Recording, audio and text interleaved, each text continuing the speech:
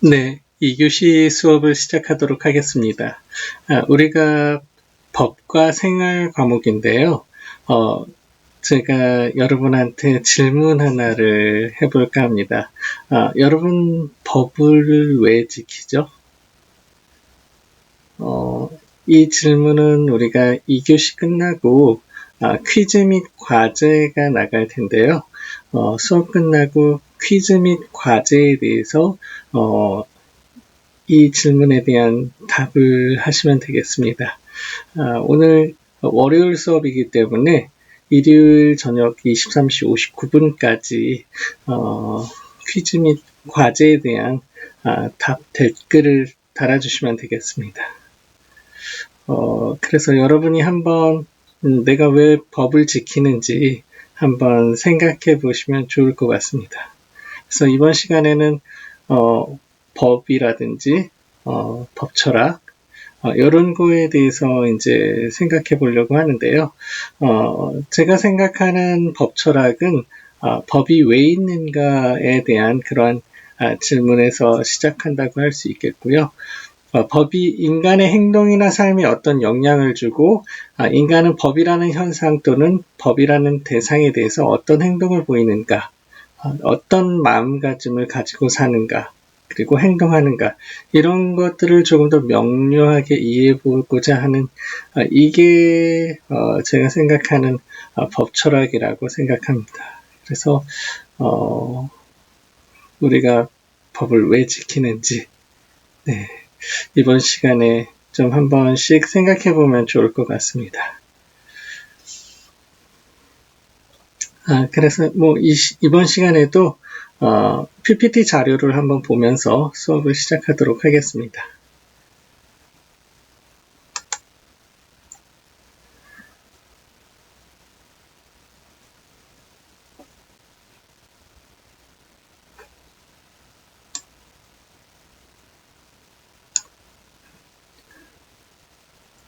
법과 생활 1주차 두 번째 시간이고요.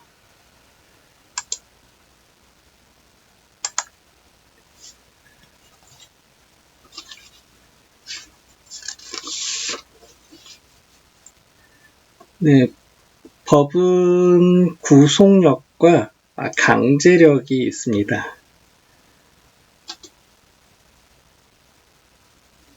우리가 왜 법을 지키는지 생각해 보면 구속력이 있고 또 강제력이 있기 때문에 지키는 건데요. 구속력과 강제력에 대해서 한번 보도록 하겠습니다.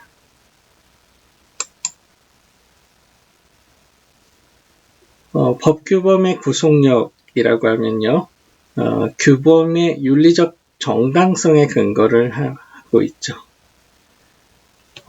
내가 이 법을 지키는 것이 나에게 구속력이 있는데, 구속력이 있는 이유는 그 규범이 윤리적으로 정당하기 때문에 내가 그 법의 구속력을 가지고 있고 내가 따르는 것이다 라는 게 구속력적인 측면입니다.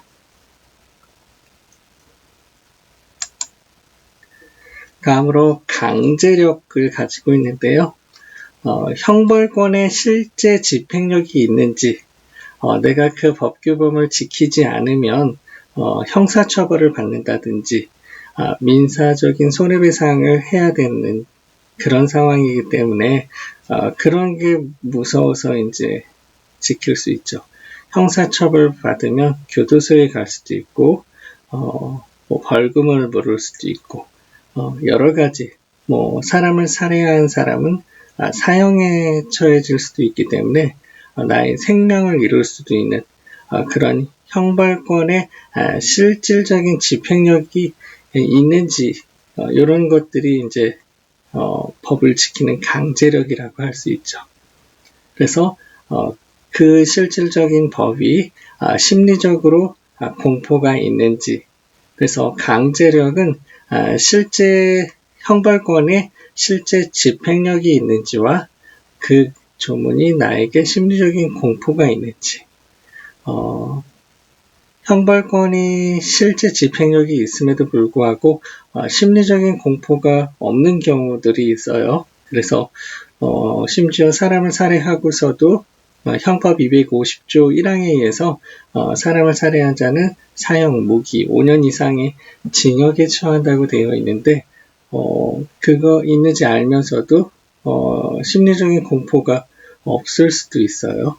그래서 뭐 5년 이상 살아주지라고 생각하는 분들이 있어요. 그래서 이런 사람들은 법의 강제력이 없는 그런 사람들이죠.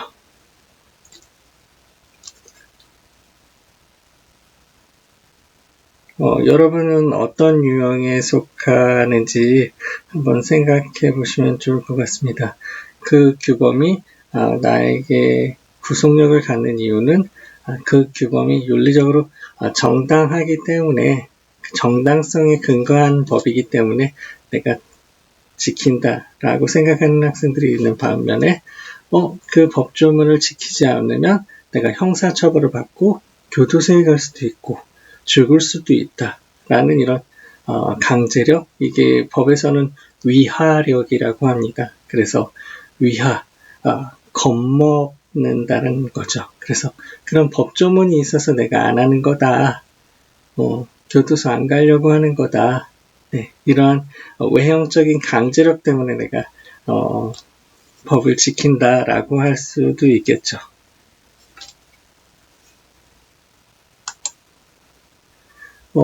그래서 제가 소크라테스와 공자, 이 두 학자들, 두 성인들을 이제 예로 설명을 해보려고 합니다. 소크라테스가 이제 마지막에 이제 독배를 마시고 감옥에서 죽음을 선택하게 되는데요. 소크라테스가 목숨을 건지기 위해서 탈옥했다면 어떻게 했을까라는 생각을 한번 해보셨으면 좋겠어요. 네.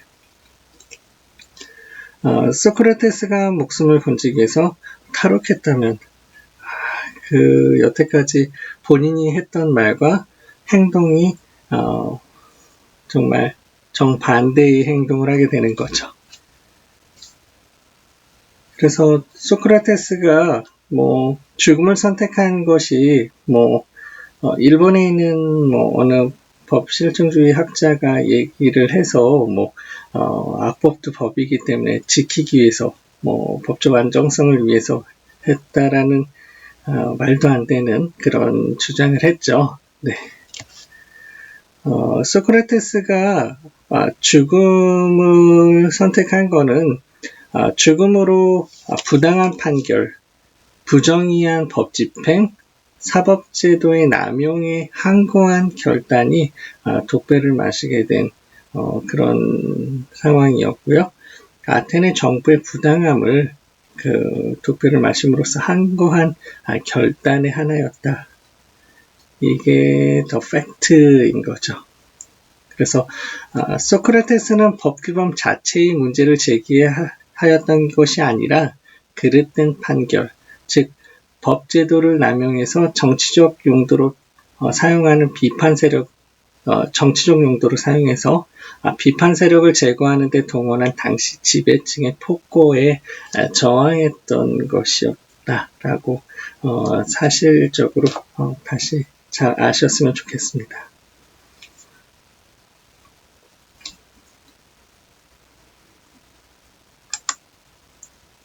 그 다음으로 이제 공자에 대해서 이번 시간에 설명을 드리려고 하는데요. 공자가 여러분 언제 시대의 사람인지 혹시 알고 있나요? 유가사상 하면은 이제 공자가 이제 대표적인 학자인데요. 공자가 BC 551년 9월생이고 BC 479년 4월에 죽었으니까는 거의 활동이 BC 500년 요럴 때 활동했던 사람인데 BC 500년 정도가 우리나라 역사에서 어느 정도 시기인지 혹시 아시나요? 청동기 시대 말에서 철기 시대로 가는 이 무렵이에요. 그래서 제가 이제 2014년부터 이제 대학 강단에서 이제 학생들을 상대로 이제 간호학과 학생들 생명윤리를 담당해서 강의를 해오고 있었는데요. 제가 공자를 알고선 너무 제가 충격이라고 해야 되나요? 와 이렇게 좀 놀라게 됐는데요. 공자의 사상들이 지금의 그때 당시나 지금이나 생명윤리를 가리키는 저의 윤리적인 것보다 훨씬 더 체계적이고 아주 윤리적인 사람이 공자가 아니냐 이렇게 생각이 드는데 어느 시대 사람인지 보니까 이제 청동기 시대 말 사람이에요. 그래서 청동기 이러면은 뭐 구석기 시대 돌 깎던 이제 사람들 돌을 좀 더 예쁘게 깎은 신석기 시대인 그 다음이 이제 청동기 철기 시대 사람인데 아주 그 청동기나 철기 시대 사람들 하면 이제 미개하지 않느냐 이렇게 생각했는데 전혀 미개하지 않은 어떻게 보면 현재 시대에 살고 있는 저보다 더 윤리적이고 도덕적으로 투철한 그런 사람이었구나라는 거에 대해서 충격을 받았고 그 학문에 있어서 굉장한 이런 경지를 보고서 아주 놀랐고 지금 현재도 놀라고 있죠. 네, 그래서 저도 뭐 크리스찬이기 때문에 뭐 성경에는 그런 하나님 말씀을 지키고 살려고 하고 있는데도 네, 그러네요. 좀 어렵죠. 네. 그런데 이제 기독교 사상에 이제 공자의 육아 사상도 같이 접목해 보면 아주 윤리적이고 올바른 결정을 할 수 있지 않느냐라고 생각해서 여러분들도 이제 뭐 종교가 없으신 것보다 종교가 있는 게 좀 더 나을 것 같다라는 생각을 한 적이 있습니다. 그래서 미개하다고만 생각했던 이 청동기인 공자분을 한번 보도록 할게요. 네. 공자가 한 말씀 중에 이런 이야기가 있어요.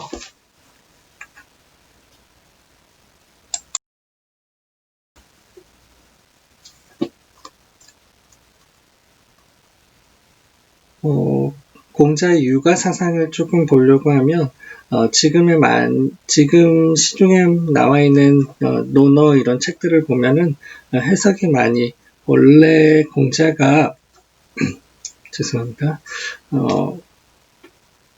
설명하려고 했던 거에 많이 오역이 되어 있는 부분이 있어서 될 수 있으면 돌 김용옥 선생님 책을 한번 보시면 좋을 것 같습니다. 돌 김용옥 선생님 원래 고대 철학과 교수였죠. 그러다 이제 본인이 자진 그 사직을 하셔서 뭐 이렇게 다른 데 생활을 하셨는데 초창기 고대 철학과 교수였죠. 네.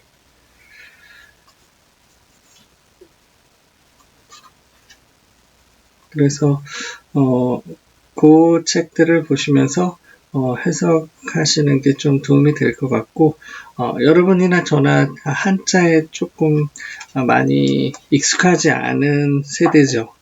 그나마 제가 조금 더 한자를 조금 더 봤을까요? 네. 그래서 논어는 전체 20편으로 구성이 되어 있습니다. 제1편 하기서부터 위정, 팔일, 이인, 공야장, 옹야, 수리, 태백, 자한, 향당, 선진, 안연, 자로, 헌문, 위령공, 개시, 양화, 미자, 자장, 요활 이렇게 20편으로 구성되어 있는데요. 이 법의 구속력과 관련돼서 볼 부분은 공자의 위령공 제15편 위령공에 나와 있는데요. 위령공 9절에 있는 내용입니다. 한자를 보시면요. 자왈, 지사인인, 무고생이 해인, 유살신이 성인이라고 되어 있죠. 이때 이인은 윤리성이 투철하고 강단이 있는 그런 사람으로 해석을 하시면 될 것 같습니다. 그래서 이 구절을 해석해 보면 윤리성이 투철하고 강단 있는 사람은 자신의 목숨을 부지하기 위해서 부도덕한 일을 하기보다는 설사 죽더라도 윤리와 강단에 따라 행동해야 한다고 한 거죠. 그래서 어떠한 법조문이 있어서 그 법이 악법이라고 할지라도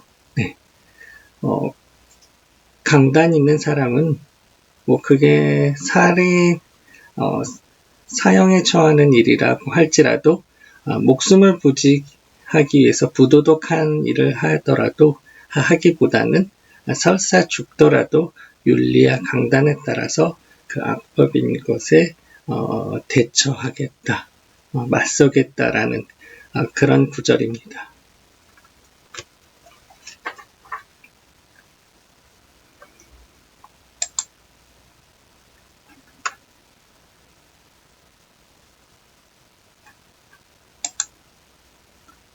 다음 하나 더 한번 보시면요. 논어의 자한에 있는 내용입니다. 조금 내용이 길죠. 네.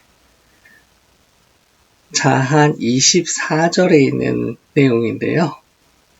한번 보도록 하겠습니다. 자왈 버버지연 능무종호 계지위귀 손녀지연 능무열호 역지위기 열이불력 종이불개 오말려 지하야이의 조금 어려운 것 같은데 구절이 조금 반복되는 그런 구절들도 있어서 한번 보도록 하겠습니다.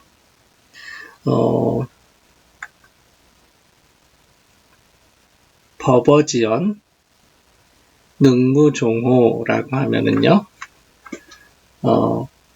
법에 정해진 내용을 따르지 않을 수 있겠나? 라는 질문이죠.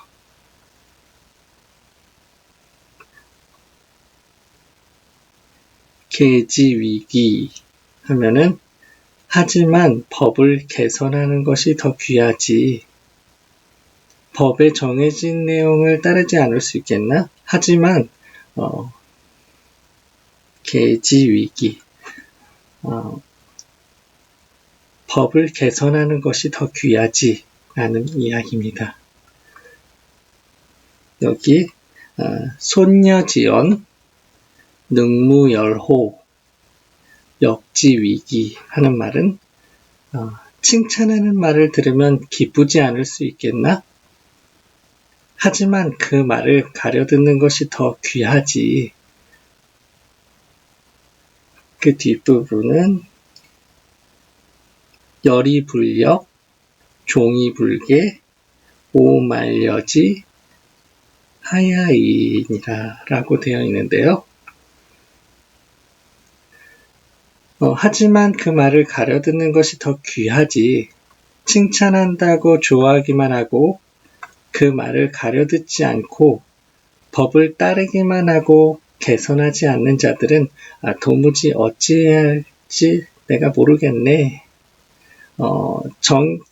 법에 명시되어 있는 법이라고 그냥 따르기만 하고 잘못된 법은 개선하고 뭔가 바꾸려고 이렇게 노력을 해야 되는데 무조건 법에 있는 거라고 따르기만 하고 개선하지 않는 이런 사람들은 내가 공자죠. 도무지 어찌 해야 될지 내가 모르는 그런 사람들이네. 뭐 어떻게 해야 되지? 라는 그런 말입니다. 그래서 우리가 악법인 것들 이런 것들 그냥 악법이어도 법에 나와 있는 거니까 우리가 따라야지. 법적 안정성 이런 거를 비판하고자 한 그런 내용입니다. 마지막으로 하나를 더 볼까요? 악법에 대해서 공자가 어떻게 이야기했는지.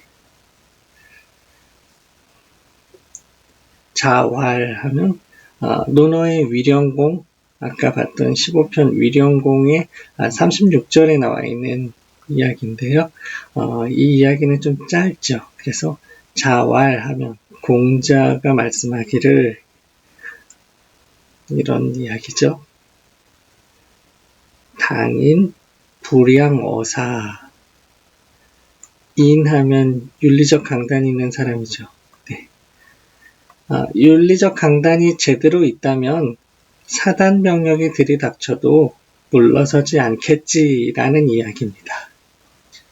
그래서 자기가 생각한 것대로 올바른 행동이라고 하는 이런 윤리적 강단이 있는 사람이라면 어떠한 사단병력은 인원이 어느 정도죠? 1개 사단이면 1개 중대가 한 40명 정도고 이렇게 3개 중대가 모여야지 대대예요. 그래서 한 120명 정도, 150명 정도가 한 개 대대고 또 한 3개 대대가 모여야지 연대고 그럼 450명이 한 개 연대죠. 3개 연대가 모여야지 사단이거든요. 그래서 한 1000명 정도네요.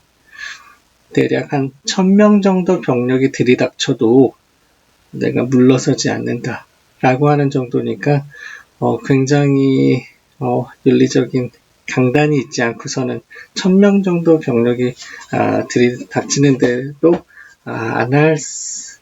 잘못된 법이라고 해서 안 지킬 수가 없지 않을까 하는 게 제 생각이에요. 네. 굉장히 대단한 그런 거 아닌가라고 생각을 하는데요.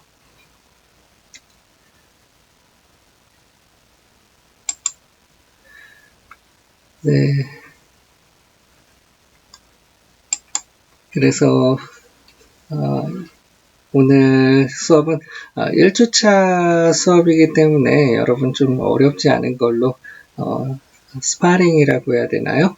좀 시작하는 마음으로 제가 수업을 했고요. 다음 시간에는 법과 도덕에 대해서 좀 세부적으로 상세하게 공부를 하고 시간이 조금 더 되면은 오늘 그냥 맛배기 같이 봤던 육아사상을 조금 더 공부해 보도록 하겠습니다. 2교시 끝나고 이제 퀴즈 푸시면 되는데요. 다음 시간 수업하고 일정이 너무 타이트해서 이번 학기부터는 이제 출석과 퀴즈 및 과제 댓글 다는 거를 거의 일주일 정도 시간을 줬기 때문에 여러분들한테도 좀 수월해지지 않았나 싶습니다. 그래서 아까 처음 2교시 시작할 때 처음 말씀드렸던 것 같이 여러분은 법은 왜 지키는지 한 번씩 생각해 보시고 퀴즈 및 과제에 댓글 다시면 되겠습니다. 1주차 수업은 이것으로 마치도록 하겠습니다. 여러분 수고하셨습니다. 감사합니다.